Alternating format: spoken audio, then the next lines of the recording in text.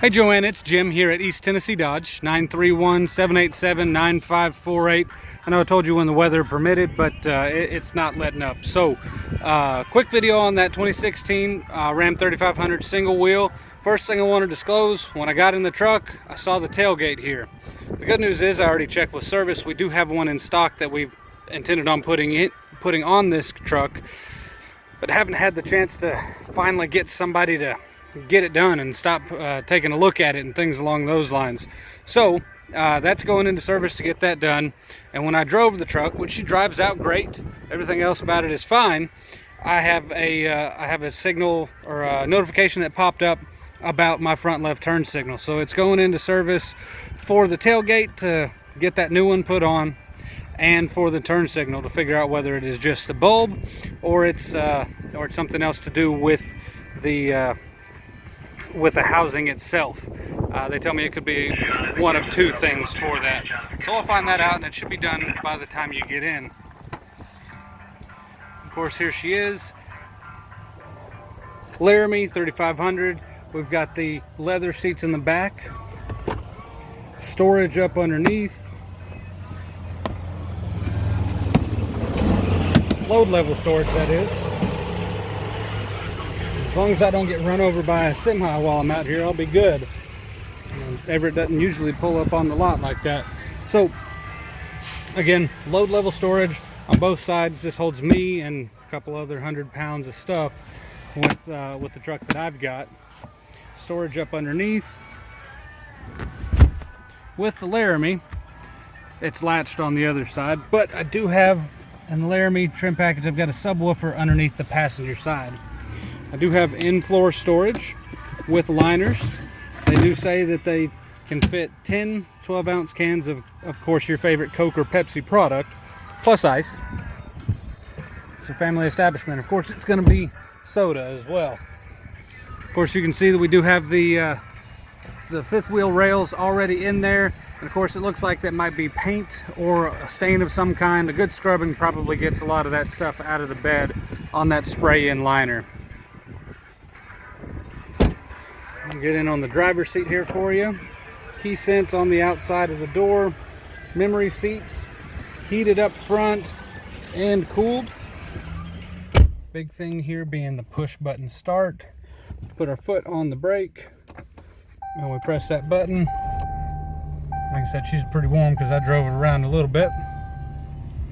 Electronic shift on the fly, transfer case. Yep, and of course there is that notification that I got while I was driving it a couple minutes ago, the left front turn signal. So, the good part is it tells us exactly which one it is. Bad part is I need to get it in and get it fixed.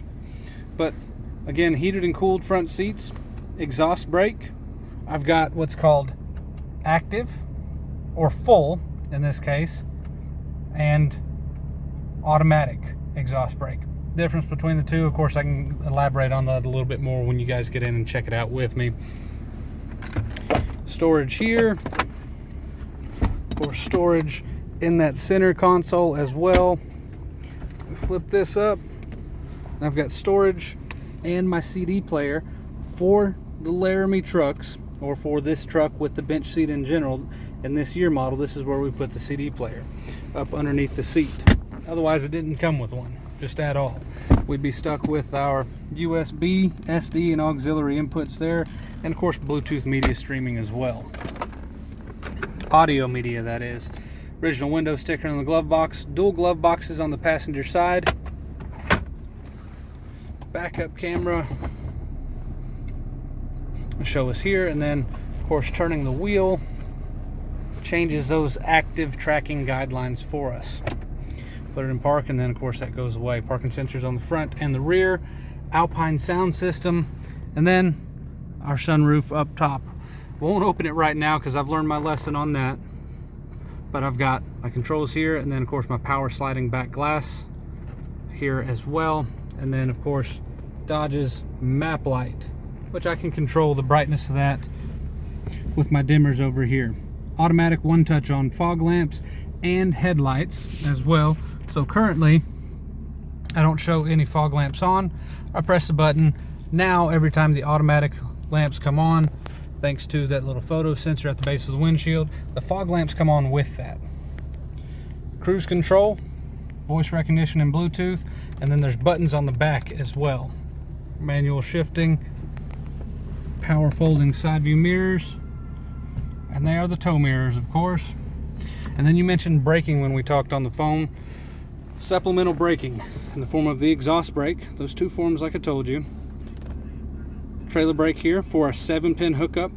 Any gooseneck or fifth wheel trailer is going to have a 7-pin and braking system on the trailer. And then of course for the 4-pin, this is irrelevant, but you can amplify our braking from the truck to the trailer in the back. And I've got a 3-prong outlet up here in the front as well. Like I said, she drives out great. I look forward to you guys coming up and checking it out with me and driving it just as rough as I did, because I prefer something brake while we're on a test drive rather than after you have it. So again, Miss Joanne, I know it's a long video, longer than they tell me to make, but I can't be short-winded on it, and the distance gives us a little more opportunity to show you more of it.